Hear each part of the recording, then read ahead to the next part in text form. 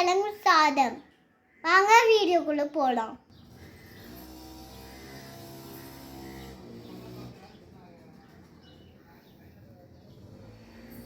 பத்த வச்சுக்கலாம்.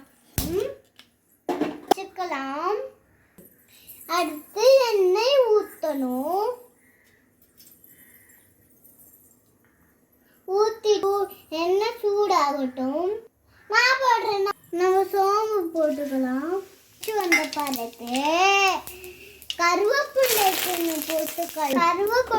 கருவேப்பிலை போட்ட பிறகு உருளைக்கிழங்கு போட்டு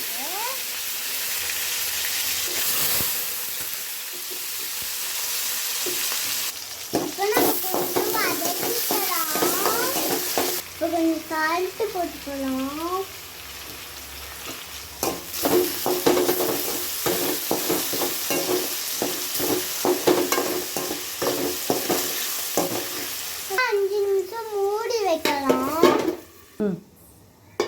இப்போ தொடர்ந்து உருளைக்கிழங்கு வெந்திருக்கான்னு பார்ப்போம்.